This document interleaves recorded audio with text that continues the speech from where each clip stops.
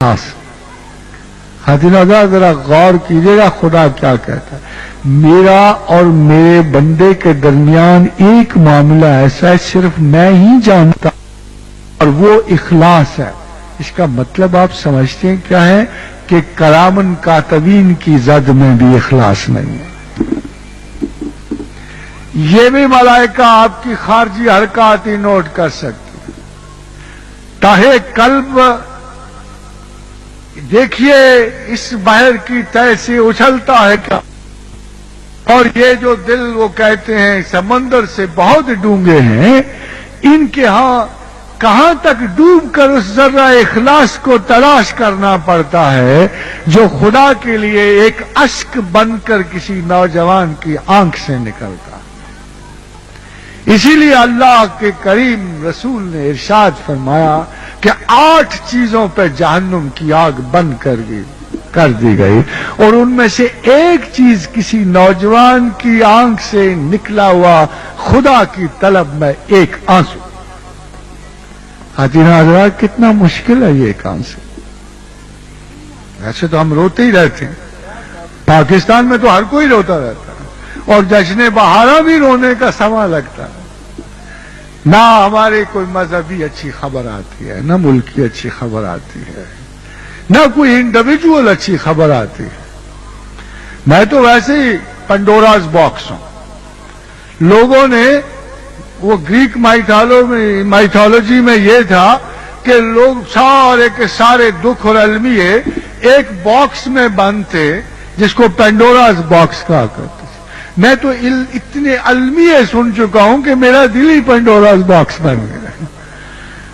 مگر ایک بات میں آپ سے ضرور کہوں کہ اگر آپ کا اعتماد آپ کا یقین آپ کے اللہ کے ساتھ ہو اور آپ کا اعتماد اللہ کے رسول کے ساتھ ہو تو ایسی کوئی بری خبر جو مستقبل میں موجود نہیں ہے. سزا و جزا میں بڑھتا ہوا امت مسلمہ کا یہ قافلہ بالآخر فتح کو ہمکنار ہونا ہے.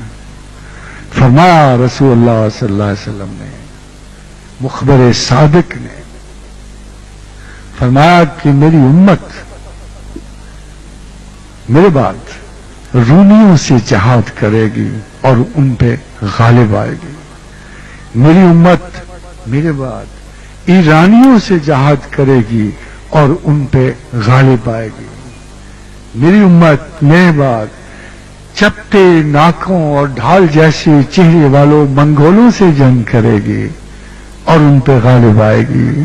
اور زمانہ آخر میں میری امت دجال کے خلاف جہاد کرے گی اور اس پہ غالب آئے گی. تو کیا اداسی کی بات ہے، مگر خوف دجال تو نہ ہو.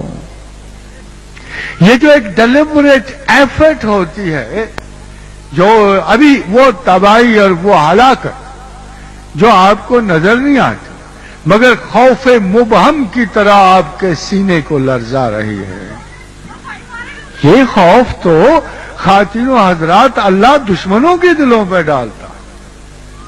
یہ خوف مسلمانوں کے دلوں میں نہیں ہونا چاہیے. اللہ کے بندوں کے دلوں میں ایک ہی خوف بڑا ہے، ایک خوف صرف.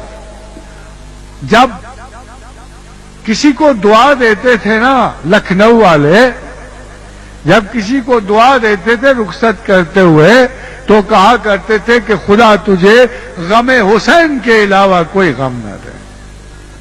میں بھی آپ آج کو ایک دعا دے رہا ہوں کہ خوف اگر پالنا ہے نا، خوف رکھنا ہے تو اللہ آپ کو اپنے سوا کسی کا خوف نہ دے.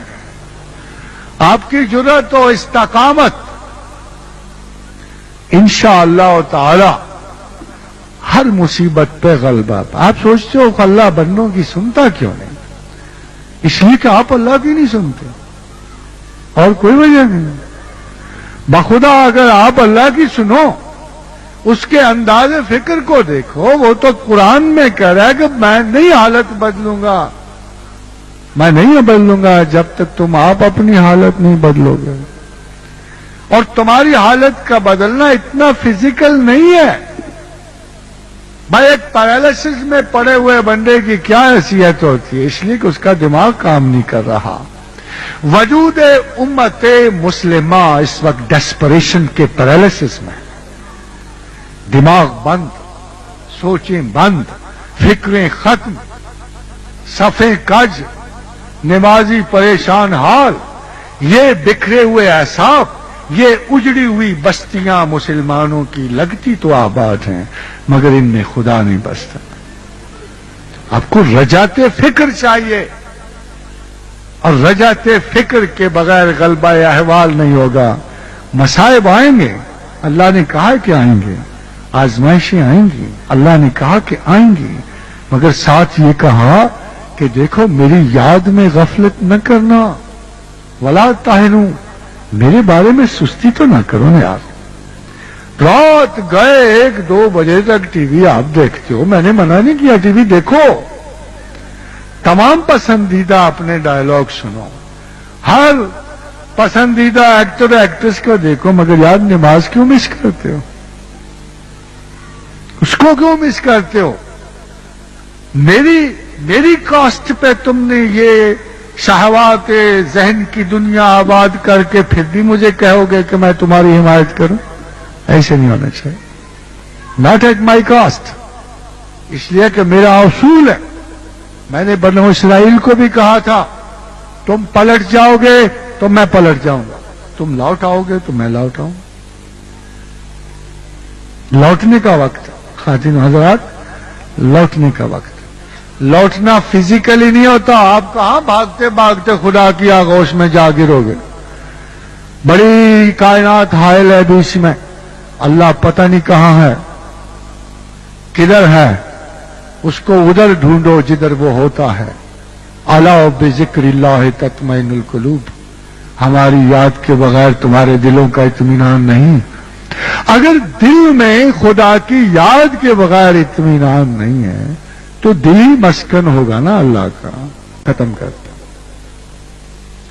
مگر مسلمان اپنے ذہن اور غور و خوض سے لذات ختم نہیں کرتا، مگر کسی لذت کو لذت حصول پروردگار پہ حاوی نہیں.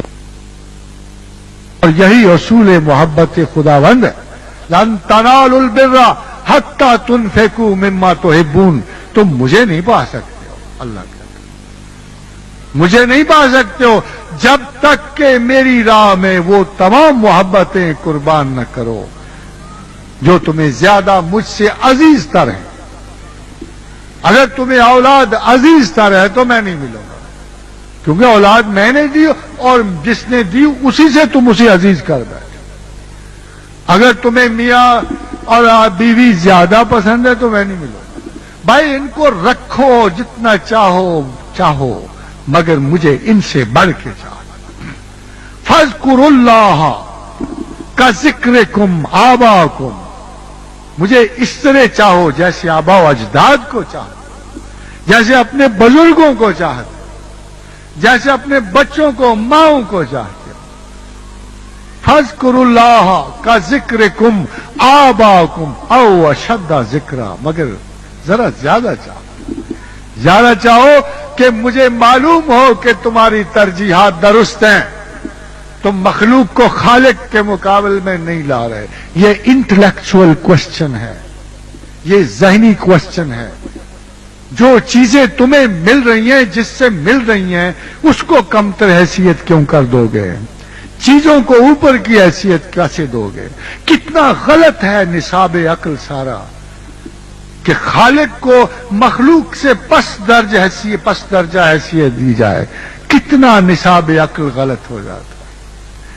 اس لیے پروردگار کہتا ہے کچھ تکالیف کے بعد میں آپ سے وعدہ کرتا ہوں، اللہ کہتا ہے میرے بندو کہ متاع نصر اللہ، یہ مت سمجھو وَإِذَا سَأَلَكَ عِبَادِي عَنِّي فَإِنِّي قَرِيبٌ، کہ جب تم مجھے پوچھتے ہو خدا کہاں ہے تو میں بہت قریب ہوں.